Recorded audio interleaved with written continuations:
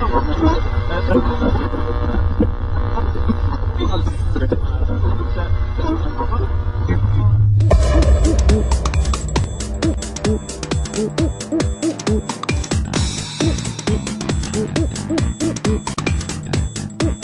this is Josh Wanamaker for AMN, talking with Dennis Lee of Konami. He's a group marketing manager, and he's here showing off Castlevania Portrait of Ruin and Elebits for the Nintendo Wii. So first we're going to go over Elebits just a little bit and get some background on the game.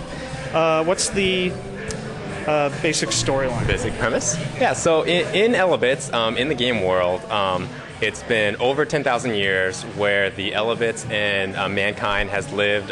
They've peacefully coexisted with each other, and Elebits have become the energy source for the world. So there's just the Elebits. So there's no petroleum, no nuclear energy, no gas, just Elebit power. So everything runs on Elebit power in this world. And but one day, all of a sudden, you have no idea why. All the electrical items in the world, everything just kind of shuts off. It's like a worldwide blackout. Elebit Revolt? Elebit Revolt. And the Elebits are just running around like crazy. So you as a character, as the main character in the game, you have something called the capturing gun. And with this gun, you can capture Elebits. You shoot out a little beam and it pulls them in towards you. Or you can grab actually other items in the environment and you can grab them, throw them around.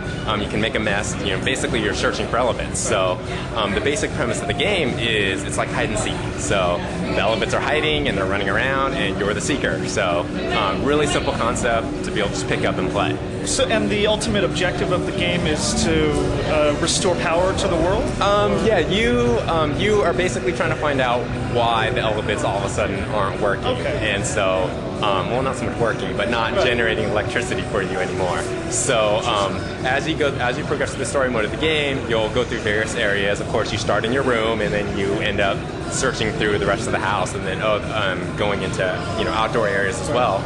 And then as you do that, you'll find out kind of what's behind this new happenings of the Elebits just not. So ever increasing environments of expanding size. Exactly. You'll start out in a very small room, and then the rooms will get larger as you progress from section to section. That sounds great. How do the Elebits you collect affect the gameplay? Okay. Collecting the Elebits does two things for you. One thing is, as you collect Elebits, you get something that's called watt power. And watt power is what you use to be able to interact with different things in the environment. You can power up certain items, and like, for example, there's a microwave, and if you get enough watt power, you can power up the microwave, and then you can do certain things with that to try and find more Elebits. And then also, certain Elebits are special, and when you find and collect them, they will give you experience, which will power up your capturing gun. And once you power up the capturing gun, you're able to lift bigger and heavier things. So right off the bat, you might not be able to lift like the car or the refrigerator, but you power up your gun enough, and you'll be able to toss that stuff all over the place. So from what I just played, it seemed like you needed about 1,000 watts to lift a chair.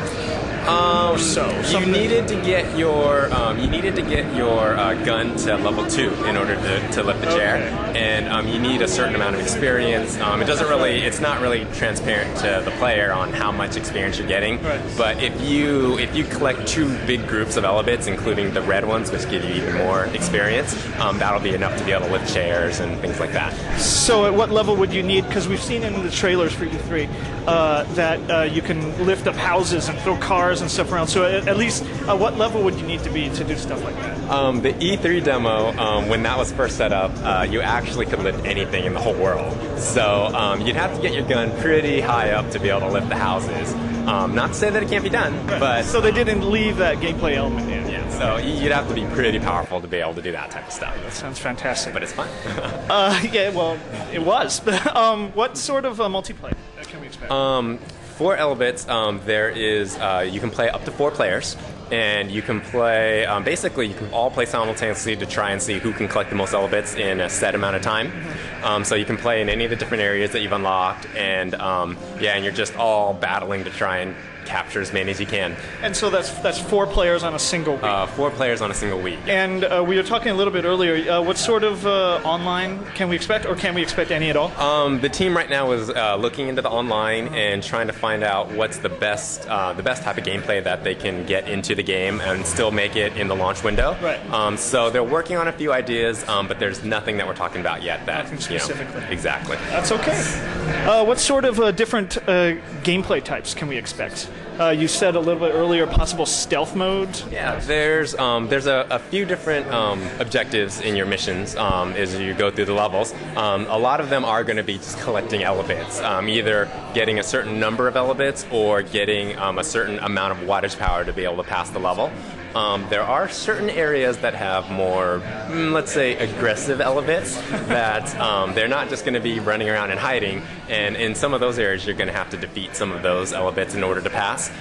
There are some other things that you might have to do in a level. For example, you might have to go through a stage and not make that much noise. So you can't like take all the dishes and pans and just throw them around and rattle them. You have to like hunt down the Elebits, very stealthily. So, and there's other game modes besides the story mode. So you'll be able to, if you want to just go into a level and play without a time limit and just have fun and do your thing, you can definitely do that too. That's great. Not enough games have that these days. So says I.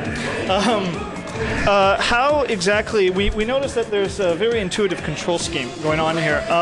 And it seems relatively realistic in how you control the objects in the game. How specifically can we use the Wiimote to, for example, open doors, turn on faucets, that sort of thing?